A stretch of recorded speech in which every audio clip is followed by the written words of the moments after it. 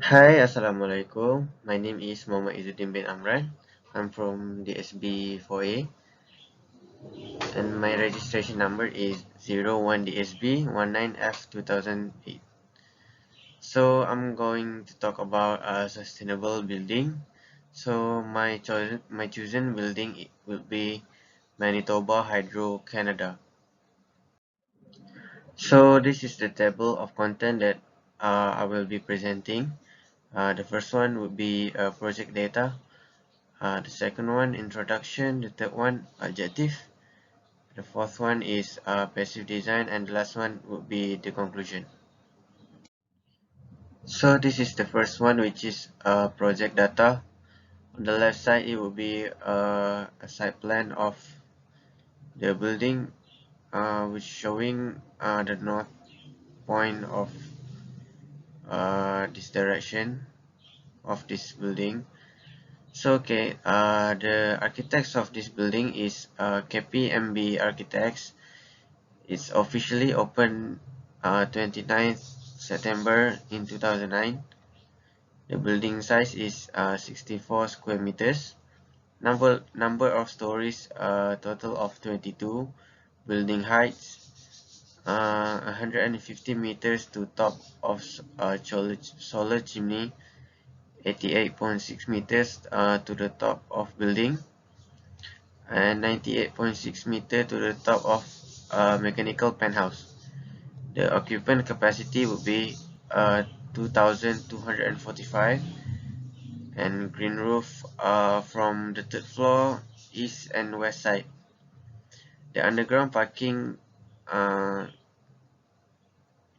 is 152 spaces, and the building cost is 283 million dollar USD. So this is the name of the project team on the that working on creating this building. So we will continue with introduction. So Manitoba Hydro is the major energy utility in the province of Manitoba, the fourth largest energy utility in Canada, and offers some of the lowest electricity rates in the world. Owned by provincial government, nearly all of its electricity comes from self-renewing water power. Its new headquarters tower, Manitoba Hydro Place, is the first of the next generation of sustainable building, integrating time-tested environmental concepts in conjunction with advanced technologies to achieve a living building that dynamically responds to the local climates. So this is the objective of this building. So the first one would be to create environmentally friendly design, allows the building to cut down its energy consumption by 60+% energy saving. The second one would be to maximize the effectiveness of passive system and supplement them as required. And the last one is to propose the best work environment. So we're moving on to the third one, which is the passive design. This is some of the passive design that this building has to offer. The first one is natural daylighting. It is dubbed as an open book by citizens of Winnipeg. The tower design forms a capital A composed of two 18-story twin office towers, which rest on step 3-story, 3-scale podium. The tower converges at the north and splay open to the south for maximum exposure to the abundant sunlight and consistent robust southerly wind unique to Winnipeg's climate. The second one is a solar chimney. The solar chimney is a key element in the passive design ventilation system, which relies on natural stack effect. The chimney draws used air out of the building during the shoulder season and summer months.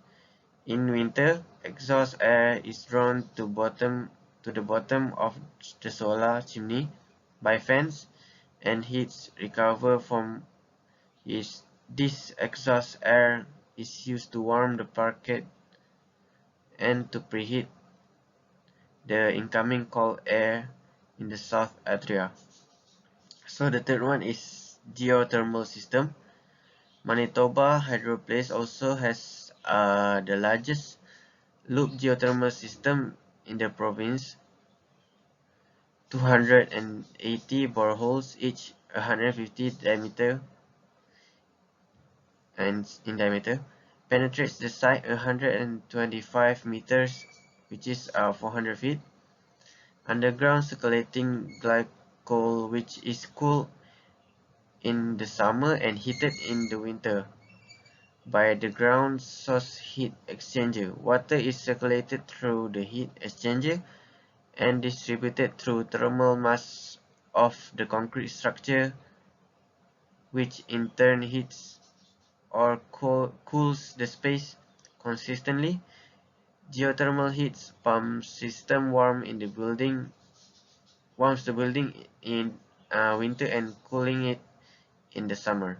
So the last one is curtain walls. In the shoulder season, the building relies solely on outdoor fresh air through the automatic and manually operated windows. The operable windows on the inner wall of the double facade add to natural ventilation. So this is the next slide of passive design. So this building is oriented due south. The sixth floor as atria act as passive solar collectors in the winter, allowing the low winter sun to warm the air in the atria and penetrates deep into the core of the building. During the summer, horizontal blinds deploy and protect the atrium from the harsh summer heat and glare. The six-story tall communication stair encourage physical activities and inter-department communication.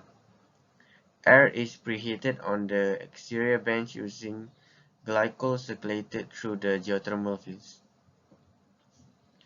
The humidification or dehumidification is provided by a water features in each atrium. The water features in this atrium, which is a waterfall.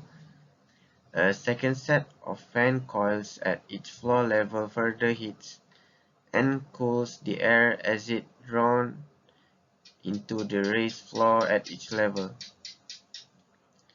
So this is the diagram of each room. So the ceiling is actually an exposed radiant ceiling slab that heats and cools the space efficiently. Overhead and direct and indirect lighting uses integrated occupancy and daylight sharpness to minimize energy and consumption and make maximum use of daylight. The blinds is a computer control to reduce glare and solar gain. The for exterior window vents is also computer control to allow air into the double skin when temperature allow. Exterior glazing uses extremely clear low iron content glass to allow more light into the workspace loft. Low emissivity coating helps to reduce heat penetration of the facade. Where a double skin is not employed, facade utilize high efficiency triple glazing. The perimeter edge of the slab has been shaped to allow for maximum daylight penetration into the building. So from the interior windows, each is manually controlled to allow occupant to individually control airflow and temperature at their workstation. Large, large span structure concrete provide flexible column-free office loft. So last but not least is the conclusion. Manitoba Hydro is as invented in creating a supportive workplace and revitalizing Winnipeg's downtown as it is in achieving energy saving and signature architecture. Manitoba Hydro Place sets a precedent for seamless integration of architectural excellence and climate responsive, energy, energy efficient and sustainable design which, while enhancing and improving the quality and comfort of the human experience and the civility of urban life. That's all from me. Thank you.